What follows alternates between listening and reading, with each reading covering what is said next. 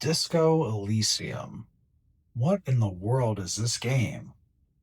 A game about the popular 70s disco music and the afterlife of the movie Gladiator Elysium? Today's video, we're going to find out what exactly Disco Elysium is and if it's a game worth playing.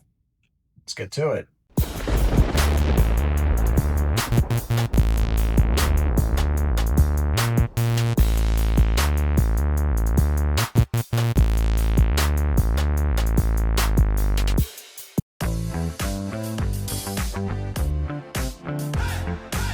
Disco Elysium is a role-playing game unlike any other I have played before. The game was written and designed by a novelist from Estonia and features a heavy dose of dialogue and narrative to progress the story. Now, the game begins when the main character wakes up in a hotel room with a terrible hangover, reeking of alcohol and having no memory of who he is or what his purpose is in the world. One of the first interactions you have is with your consciousness, which you interact with via internal dialogue, and you use it to help you progress the story. As you begin to interact with non-playable characters, you slowly begin to piece together that you're a police detective named Harry, and you have no memory due to your heavy alcoholism, but you've been sent to the current town in Revachol to investigate a mysterious murder. As you make your way through the hotel, you're met by Police Lieutenant Kim Kitsuragi, who has been assigned on the case from another precinct to assist with the investigation, when in reality, he's just babysitting you and your alcoholism. The game gives you free choice with how you want to interact with Kim and others, and this is where the game truly shines. If you want to play the role of a bumbling idiot cop, you can. If you want to try to take the responsible route and piece your life back together, you can do that too. If you want to just try to annoy Lieutenant Kim and everyone else you interact with, hey, have at it. Now, as I mentioned, this game is considered an RPG, but there isn't any fighting in the traditional sense.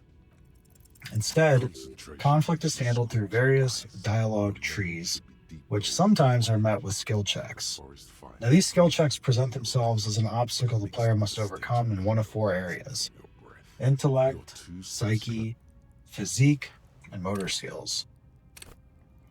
Now, as you open up dialogue trees or find items related to the story, your character will unlock experience points that can then be used to level up character skills, which in turn help your chances of overcoming these skill checks. It really causes you to put some thought into each of the 24 skill ability options and decide how you want to develop Harry's abilities. For example, a player character with a high skill in drama may be able to detect and fabricate lies effectively, but they may also be prone to hysteria and paranoia. The choice of clothing that the player equips on Harry can also provide either positive or negative benefits on certain skills. Now, throughout the game, setting in Revachol, and the narrative progression through interacting with other characters, the game's depth and multiple themes unfold. Themes such as chaos and redemption, the impact of war on generations of people and the economy, love, loss, the nature of reality, and the impact of labor and politics. The story touches on so many themes and weaves them together beautifully with how you interact with NPCs in the world around you. The game isn't going to be for everyone, but after playing through it multiple times and exploring all the impacts of choices built into the game, I've walked away with an experience unlike any other in a video game to date.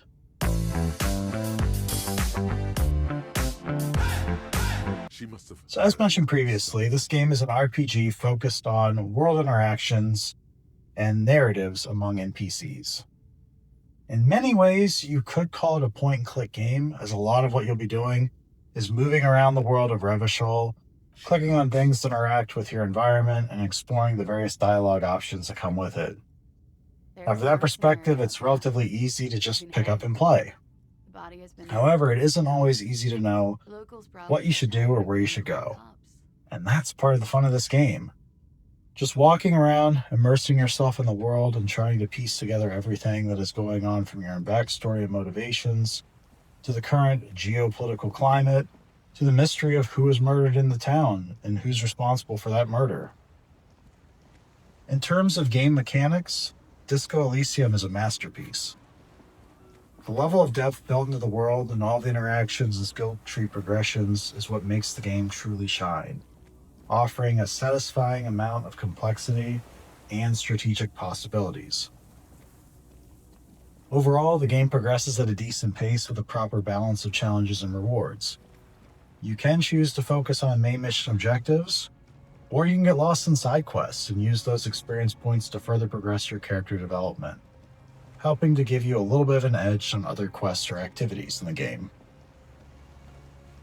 The game really gives the player a lot of control in how you want to approach and interact within Revachol, and it's both enjoyable and engaging.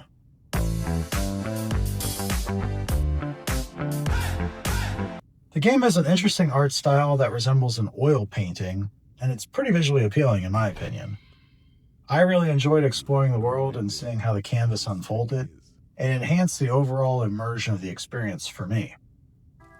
Now, this version of the game also included voice acting, which fits perfectly with the overall vibe of the game. Your consciousness sounds foreboding and at times menacing, kind of like the narrator in Baldur's Gate 3 if you've played that. And the interactions with Lieutenant Kim are definitely high points of the game. The music in this game is provided by an English band called Sea Power, who I never heard of before playing this, but the music fits well with the overall tone of the game. Disco Elysium runs smoothly without any issues, and it's well optimized for both PC and consoles.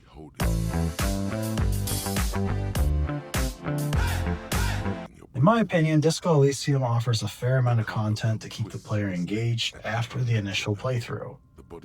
For example, there are multiple endings for how the story unfolds based on the choices you make during your playthrough.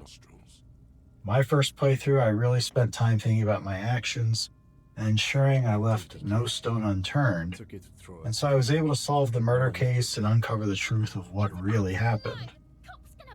In another playthrough, however, a kid near the murder victim's body hurled insults at me, badly damaging my inner psyche, which therefore caused my game to end.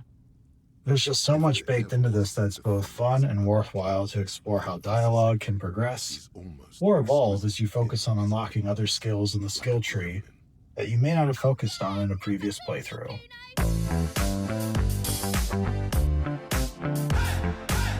So when I first played Disco Elysium, I picked it up because I had read all of these different reviews about the best PC games of all time, and this was always on the top of the list.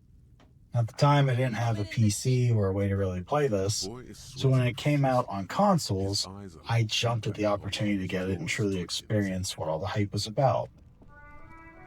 I enjoyed my first playthrough of the game, but I walked away thinking, maybe this game's a little overhyped. As time has passed and I've played other games, and since come back to revisit Disco Elysium, I have to agree that it is a masterpiece. The game's storytelling, its exploration of various themes, the level of control it gives the player to focus on skills and abilities, it's all outstanding. Now, admittedly, this style of game will not be for everyone. For starters, a critic of this game could say it's too slow, or there's too much reading involved, or they don't like the point-and-click exploration style. And frankly, you wouldn't be wrong for thinking that if those things turn you away from a game. However, if you give this game a chance, really give it a chance, and allow yourself to immerse in the city of Revachol and the world of Elysium, I think you'll have a really enjoyable time with this game. For those reasons, I rate this game a 9 out of 10. It is an outstanding experience. It's definitely a game unlike any other that I've played before. Okay, and with that, you have my thoughts on the game Disco Elysium. Do you agree or disagree? Make sure to let me know in the comments, and as always, thank you so much for watching. Thanks for subscribing. We'll catch you next time.